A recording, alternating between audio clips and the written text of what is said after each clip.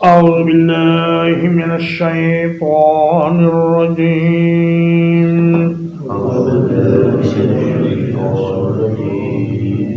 ثم ليقضوا تفثهم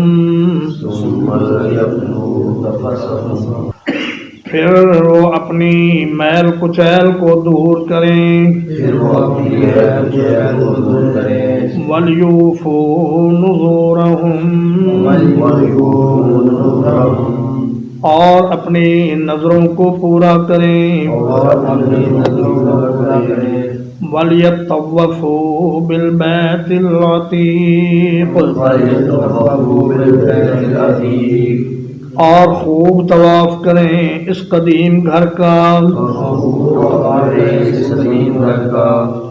تفس کے دو معنی کیے گئے ہیں، ایک تو میل کچیل اور ایک مناسک حج۔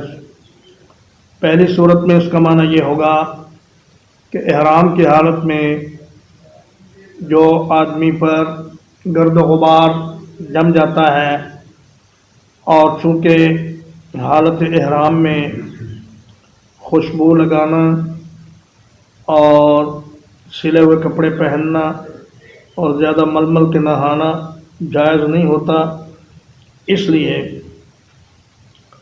حالت احرام میں حاجی پر کچھ تھوڑا سا گرد و غبار چڑھ جاتا ہے جسم پر، تو فرمایا کہ 10 ذو الحج کو جب تم کنکریاں مار لو اور اس کے بعد قربانی کر لو تو پھر تم غسل کر سکتے ہو اور احرام اتار سکتے ہو۔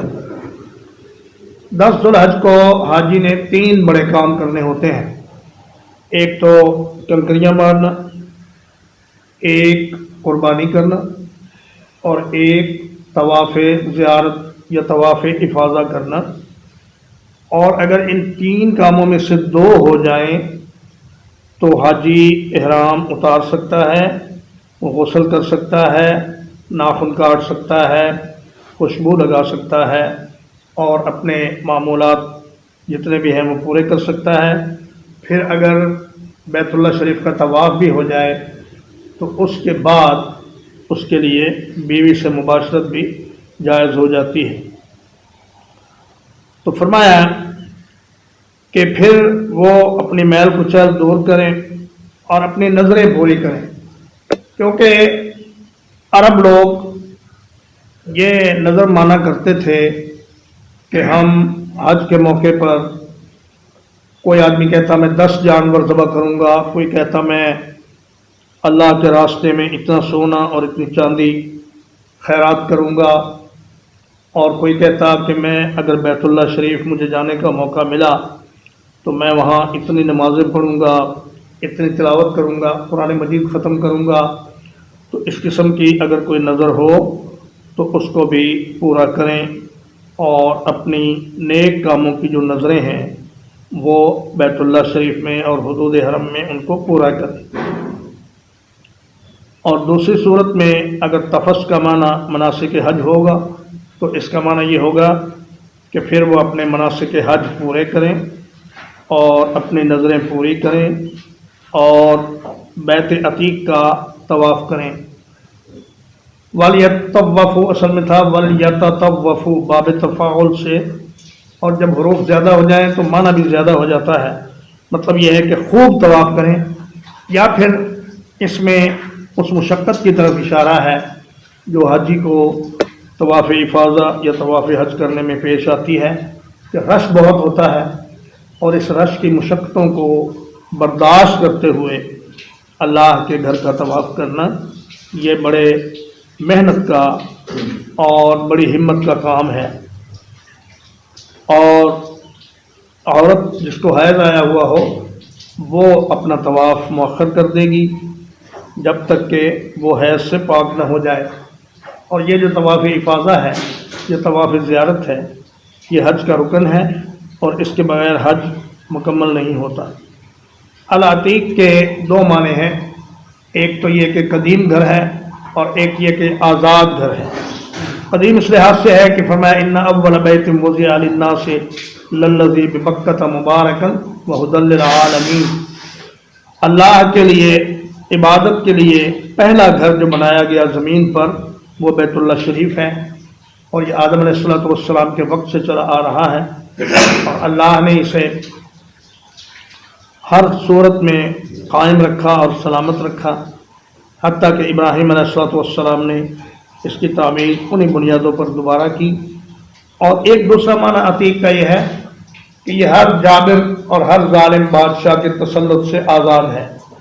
कोई भी बादशाह या कोई भी साहिब इक़्तिदार बैतुल्लाह शरीफ पर गलबा हासिल नहीं कर सकता, और किसी बादशाह के लिए या हुक्मरान के लिए जायज़ नहीं कि वो अल्लाह के इस आज़ाद घर में अपना हुक्म चलाए और ये कहे कि फ़लाँ हज के लिए आए और फ़लाँ ना आए। तो जो अल्लाह पाक का निज़ाम है उसी के मुताबिक इसको चलाना हर हुक्मरान की जिम्मेदारी है। और असहाब फील का किस्सा आप हज़रात को मालूम है, जिन्होंने बैतुल्लाह को गिराने की कोशिश की, अल्लाह ने उनको तबाह व बर्बाद कर दिया। लेकिन क़यामत के दिन, क़यामत के करीब एक और लश्कर आएगा जो बैतुल्लाह पर हमला करने की कोशिश करेगा, लेकिन फरमाया युख्सफ बिअव्वलिहिम इला आखिरिहिम, अल्लाह ताला उनके पहले आदमी से लेकर आखिरी आदमी तक सबको ज़मीन में धंसा देगा। लेकिन फिर आखिर में पतली टांगों वाला, टेढ़े पाँव वाला एक हुक्मरान आएगा जो बैतुल्लाह शरीफ को गिरा देगा। और रसूलुल्लाह सल्लल्लाहु अलैहि वसल्लम ने फरमाया का अन्नी बिही, गोया कि मैं उसको देख रहा हूँ, यक़लाओ युख़र्रिबुल काबता हजरन हजरन, वो काबा शरीफ को एक एक पत्थर करके उखाड़ रहा है और गिरा रहा है। उसके बाद क़यामत आ जाएगी, जब बैतुल्लाह नहीं रहेगा तो फिर दुनिया भी नहीं रहेगी। और अल्लाह पाक ने इस घर को क़यामल लिन्नास, दुनिया के कायम रहने का ज़रिया बनाया है। जब तक ये घर है तब तक दुनिया भी है, जब ये घर नहीं होगा तो दुनिया भी ख़त्म कर दी जाएगी। ज़ालिक, ये है वमन युअज़्ज़िम हुरुमातिल्लाहि, और जो कोई ताज़ीम करे अल्लाह की हुर्मतों की, फ़हुव खैरुल लहू इंद रब्बिह, तो वो उसके लिए बेहतर है उसके रब के नज़दीक। व उहिल्लत लकुमुल अनाम, और तुम्हारे लिए चौपाए हलाल कर दिए गए। इल्ला मा युतला अलैकुम, सिवाय उनके जो तुम पर पढ़े जाते हैं। फज्तनिबुर रिज्स मिनल औसानी, तो बुतों की गंदगी से बचकर रहो। वज्तनिबू कौल ज़ूर, और झूठी बात से बचकर रहो। फरमाया कि अल्लाह पाक ने जिन चीज़ों को हराम किया है, हुर्मत वाली बनाया है, उनकी ताज़ीम करना ये इंसान के लिए, उसकी आखिरत की निजात के लिए बड़ा मददगार है। जैसे कि कुर्बानी के जानवर, बैतुल्लाह शरीफ की ताज़ीम, और मनासिक हज के जो मकामात हैं उनकी ताज़ीम, मशायर हज की ताज़ीम, और इसके अलावा वो तमाम खुदा परस्ती की अलामात जिनके साथ अल्लाह तबारक व तआला की इबादत का ताल्लुक़ है, उन सब की ताज़ीम करना, कुरान मजीद की ताज़ीम, नमाज की ताज़ीम, और इसी तरह अपने मुसलमान भाई की ताज़ीम, ये सारी चीज़ें फरमाया मोमिन के लिए बड़ी अच्छी हैं। व उहिल्लत लकुमुल अनआम, और जानवर अल्लाह ने तुम्हारे लिए हलाल कर दिए हैं। इल्ला मा युतला अलैकुम, सिवाय उनके जिनका तज़किरा तुम पर कर दिया गया है। जैसा कि सूरतुल माइदा की आयत नंबर 3 में अल्लाह ताला ने फरमाया کہ حرمت علیکم المیتۃ والدم ولحم الخنزیر وما اہل لغیر اللہ بہ والمنخنقۃ والموقوذۃ والمتردیۃ والنطیحۃ. تو یہ تمام جتنی بھی اقسام بتائی ہیں ان کو چھوڑ کر باقی سارے جانور اللہ پاک نے حلال کر دیے ہیں. تو فرمایا کہ بتوں کی گندگی سے بچو. یہ بتوں کی عبادت انتہائی گندا کام ہے اور اللہ کو چھوڑ کر دوسرے بے جان چیزوں کو معبود بنانا یہ انتہائی مکروہ کام ہے. فرمایا اس سے بچ کر رہو. اور قول الزور سے مراد ہے جھوٹی شہادت، جھوٹی گواہی سے بچ کر رہو.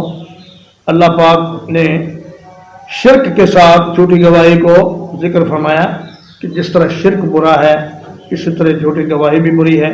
اور ہر قسم کے جھوٹ سے آدمی کو بچنا چاہیے اور ہر قسم کے الزام تراشی اور بہتان سے آدمی کو بچنا چاہیے.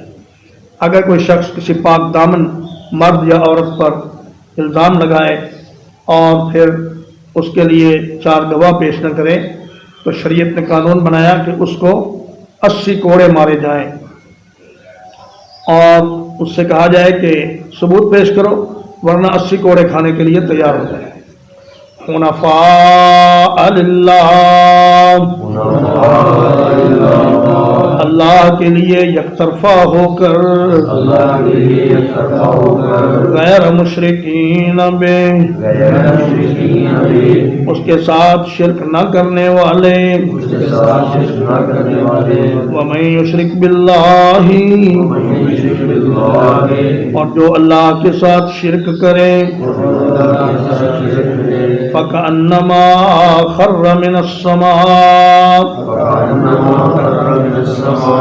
تو گویا کہ وہ آسمان سے گر پڑا. فَتَخْطَفُهُ الطَّيْرُ، پھر اسے پرندے اچک لیتے ہیں. اَوْ تَهْوِي بِهِ الرِّيحُ، یا گرا دیتی ہے اس کو ہوا. فی مکان سحیق، ایک دور کی جگہ میں. میں حج کرتے ہوئے ہر طرف سے کٹ کر اللہ کے ہو کر رہو اور حج سے تمہارا مقصد صرف اللہ کو راضی کرنا ہو اور کوئی غرض نہ ہو لوگوں میں حاجی کہلوانے کے لیے یا اپنی پوزیشن کو لوگوں میں بہتر بنانے کے لیے حج نہ ہو، نہ ہی اس نیت سے ہو کہ میں حج کے بعد میرا کاروبار زیادہ چل جائے گا یا لوگ مجھ پہ اعتماد زیادہ کرنے لگیں گے، بلکہ صرف اللہ کو راضی کرنے کے لیے حج کرو اور اس کے ساتھ شرک سے دور رہو. اور فرمایا کہ شرک کرنے والا ایسا ہے کہ جیسے کوئی آدمی آسمان سے گر پڑے، اس لیے کہ توحید والا ایک بڑے بلند مقام پر فائز ہے اور شرک کرنے والا اس بلند مقام سے گرتا ہے اور اس طرح گرتا ہے کہ پھر راستے میں گرد اور پرندے جو آدم خور ہوتے ہیں وہ اس کی تکہ بوٹی کر ڈالتے ہیں. نہ تو اس کو کوئی سنبھالنے والا ہوتا ہے اور نہ ہی کوئی اس کی لاش کو ٹھکانے لگانے والا ہوتا ہے، اور انتہائی قسم پرسی کے عالم میں وہ اس کے جسم کے ٹکڑے ٹکڑے ہو کر ادھر ادھر بکھر جاتے ہیں. تو فرمایا کہ موحد کے مقابلے میں مشرک کا حال یہ ہے. اور یا پھر ہواؤں سے کسی دور دراز کے مقام میں پھینک دے اور وہاں بھی اس کی لاش کو سنبھالنے والا کوئی نہ ہو. ذالک، یہ ہے وَمَن يُعَظِّمْ شَعَائِرَ اللَّهِ، اور جو کوئی اللہ کی نشانیوں کی تعظیم کرے، فَإِنَّهَا مِن تَقْوَى الْقُلُوبِ، تو یقیناً یہ دلوں کے تقوی سے ہے. شاعر شاعرہ کی جمع ہے اور وہ تمام چیزیں جو اللہ کی عبادت کے لیے استعمال ہوتی ہیں وہ شاعر اللہ ہیں، اور انہی میں سے قربانی کے جانور بھی ہیں. نبی کریم صلی اللہ علیہ وسلم نے فرمایا کہ ان جانوروں کا احترام کرو، یعنی ان کو تکلیف نہ دو اور ان کو خوب کھلا پلا کر موٹے تازے کرو اور اللہ کے راستے میں فربا اور صحت مند جانور ذبح کرو۔ نبی کریم صلی اللہ علیہ وسلم نے سن 9 ہجری میں حضرت صدیق اکبر رضی اللہ تعالیٰ عنہ کے ہاتھ 100 بکریاں بھیجیں کہ آپ امیر حج بن کے جائیں اور یہ 100 بکریاں ہماری طرف سے وہاں پہ ذبح کر دیں۔ تو فرمایا کہ جتنے بھی قربانی کے جانور ہیں یہ سب شعائر اللہ ہیں اور ان سے فائدہ اٹھانا ایک مدت تک جائز ہے، جب تک کہ وہ بیت اللہ شریف پہنچ نہ جائیں۔ ایک آدمی ایک اونٹ کو ساتھ لے کر چل رہا تھا تو رسول اللہ صلی اللہ علیہ وسلم نے فرمایا کہ بھائی تم پیدل کیوں چل رہے ہو، اس اونٹ پہ سوار ہو جاؤ۔ تو کہنے لگا یا رسول اللہ انہا بدنہ، یہ تو قربانی کا اونٹ ہے۔ آپ نے فرمایا کہ ارکبھا، اس پر سوار ہو جاؤ۔ کہنے لگا یا رسول اللہ انہا بدنہ، یہ تو قربانی کا جانور ہے۔ آپ نے فرمایا ارکبھا ویلک، وہ تجھ پر افسوس ہو، تو اس پر بیٹھ جا۔ تو معلوم ہوا کہ اگر قربانی کے جانور کے علاوہ کوئی اور جانور سواری کے لیے میسر نہ ہو تو پھر اس جانور پر سواری بھی کی جا سکتی ہے، اور اس کے دودھ سے اور اس کے اون سے اور اس کے گوبر سے فائدہ اٹھایا جا سکتا ہے کہ اسے بطور ایندھن کے یا کھاد کے طور پر استعمال کیا جا سکتا ہے۔ لیکن قربانی کے جانور کا دودھ اتنا ہی پیے جتنا اس کے بچے سے زائد ہو، پہلے اس کے بچے کو پلائے، پھر جو باقی بچے وہ خود پیے۔ چلیے جناب ترجمہ ایک بار۔